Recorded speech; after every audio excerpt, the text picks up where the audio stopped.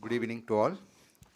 In fact, we are today very happy that what we started with the topic transition towards clean energy and digitization, it has been honored the topic by the presence of our Minister for Environment, through Meyanathan. In fact, we have projects in your constituency all along. Wind farm, our projects are there. In fact, I'm very happy to know you all here. And the topic, when it came up, in fact, you chamber, when they were deliberating, we first felt what is the right place, why not? The place should be a place like Tamil Nadu. In 1989 or 90, when we first thought of, I was traveling in Netherlands, I was seeing a lot of windmills and things like that. Suddenly we thought, where should we do this in India? When we asked some minister at that time, in fact, it was Mr. Honorable Karnanidhi's period, then immediately they said, you should do it here. Something, then we came up, we met up, we put up the first project in 94. From that, one small turbine of that time, it was 80 kilowatt turbine. In the last 20 years, what we have seen is a phenomenal growth from 80 kilowatt, 225, 250, it went to 400, 600. In fact, Mr. Balraman must be knowing fully. Today, it was, Tamil Nadu was the pioneer. When the topic itself, clean energy, then we thought this is the only place we should be conducting this. And we thank you so much for agreeing and coming here for being a chief guest. And we definitely, the way you spoke now, very clearly you told few points, an energy saved is an energy earned. And the topic says, like, you are an environment minister.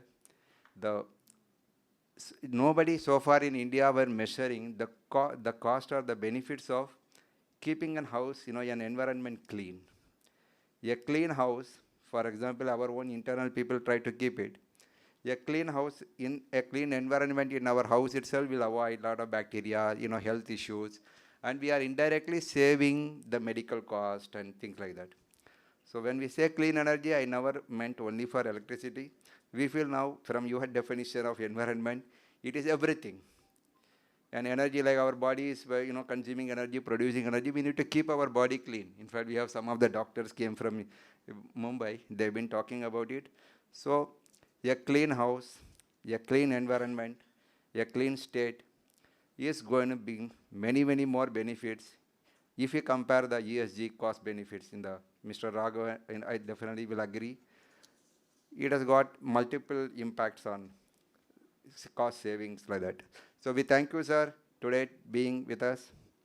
And we also had thank Mr. Balaraman. In fact, he gave a lot of data and how things are moving, wind, solar. And we definitely look forward to see this, I hope, 2030 period where the country is going to have the target, I think, 500 gigawatts of energy. And I think Tamil Nadu was analyzed to have almost like a 45-50 gigawatts potential of ocean offshore wind farm potentials. I personally have seen projects in UK. If you have islands like Mannara, some there close islands, if you declare that as a island for green island, and if you can take the cables under the sea, the potentials could be much, much more, which I see some of the European countries personally. They have created an island. There people were talking about it will spoil our residential things and the other issues, like birds are dying and so many other things people were trying to do. But this industry is promisingly, it is growing. Compound growth is more than 30%. No other industry in the last 25 years has seen a phenomenal growth like this. And we definitely are sure that under the leadership of Dr. Stalin, our Chief Minister Stalin and yourself, Tamil Nadu will continue to be the #1 place, and it should initiate many projects in this environment and clean energy side. And Mr. Balaraman's topic covered a lot, so now we definitely need to have a full day session for such kind of events to analyze, and we look forward to, our team is working with CVET. Now it has become this new name, National Energy Institute. We look forward to working and also getting guidance from yourself all our members, I'm not talking only for me, I know many of the members here have investments in wind farms, solar farms, and they are also considering and their own industry also. We need this kind of an environmental study and cost saving analysis as a governance principle. In fact, you mentioned about the free power. It's my again request.